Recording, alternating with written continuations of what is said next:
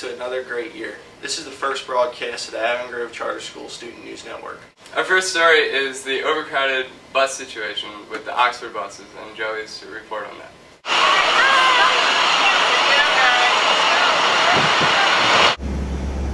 In the beginning of the school year, some of the Oxford school buses were filled from 65 kids to about 75 kids. At one point during the school year, one of the Oxford school buses had a total of 77 kids on the bus, which is very unsafe and is against the legal limit of 75. This has been a big problem and safety concern for staff, students, and parents. The Oxford School District just recently added another bus to the charter school route. The Avon Grove Charter School Student News Network called Denise Williams, the Director of Transportation for Oxford School District, to address some of the concerns. Our call was not returned.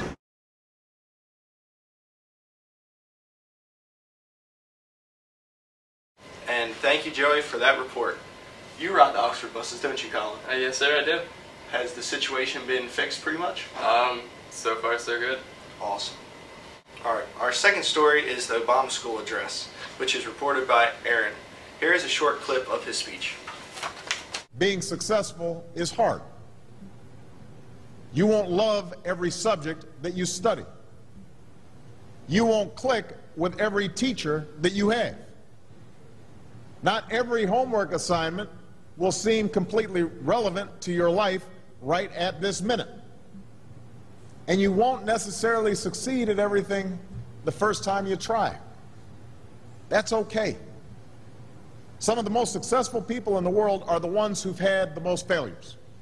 You can't let your failures define you. You have to let your failures teach you. No one's born being good at all things. You become good at things through hard work. And even when you're struggling, even when you're discouraged, and you feel like other people have given up on you, don't ever give up on yourself. Because when you give up on yourself, you give up on your country. And that was certainly an encouraging speech, but the big question is, was it well received? Some adults were not terribly ecstatic about President Obama directly addressing their children, despite the fact that preceding presidents like Ronald Reagan have done it in the past. How do the students to which the speech was addressed feel about the matter? We visited classes such as government and clubs such as politics and debate club to figure out how the students really feel. Here we will share the responses of a couple students from the aforementioned clubs. The first question that Student News asked the students was, what is your opinion of the speech as a whole? Are you in favor? Mark Houck had this to say. Though the message was great for schools, President Obama took unnecessary time and effort to only reaffirm what schools and parents have already been proclaiming. I am in favor of his position. Schools are one of the best ways to receive a well-rounded education and valuable social skills. However, President Obama needs to keep in mind that a full-blown college diploma is not for absolutely everyone. Fran Orlando had this to say. The speech itself was, of course, a positive thing. There are many students that look up to President Obama. I am in favor of this speech and the way it was presented. The second question Student News asked was, do you feel that it is a good choice to follow through with the school address, given the amount of controversy it turned up before its broadcast? Mark said, yes, the government should never be persuaded by controversy to cancel messages or other broadcasts. Fran had this to say, I think that the speech will blow over. It was not that profound of a speech. The final question Student News asked was, do you think that over the coming months President Obama's speech will be well received? Will students step up to the challenge? Mark said, I actually believe the speech will, for the most part, be forgotten in lieu of the health reforms. Students are stepping up to the challenge, not because of the speech, but because of the support of their teachers and parents, and their own determination. Fran had this to say, the Obama administration changed the format of the speech to tone down the controversy. They also withdrew teacher plans that were originally supposed to be sent out to students.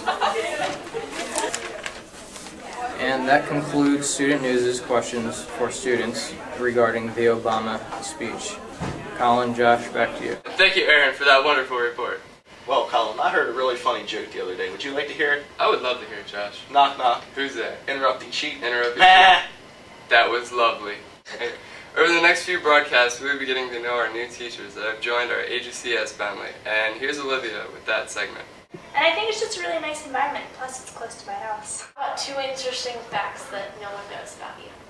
I've traveled a lot of the world. Not as much as I'd like, but I've traveled a lot. And I can speak gibberish. That's fun. Okay, I like to travel. I'm really into music. I have 2 dogs, so I like to take them out. And I like to cook. One place in the world you'd like to visit. Just one. Right now, well, I have plans for the spring break to go to Nicaragua, so that should be fun. What is your biggest pet peeve? Biggest pet peeve is when people chew loudly. Who was your worst teacher and why? My worst teacher's name was Mr. Adams, and he was terrible because all he did was go from a textbook, and he spelled every word incorrect on the board.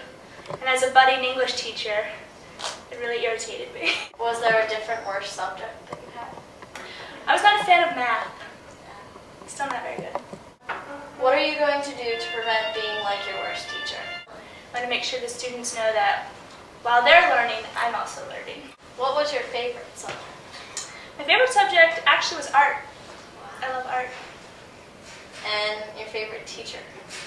I don't know if you would call him my favorite, but we had one teacher, my 11th grade and 12th grade English teacher, who we called Goody Baldwin after we read The Crucible. And he was a very interesting and entertaining teacher, to say the least. Well, thank you, Olivia. And that's our show for today. If you have any comments or have any ideas for the Student News Network, please feel free to send us an email at agcsstudentnews@hotmail.com. I'm Josh. And I'm Colin. Have a great night.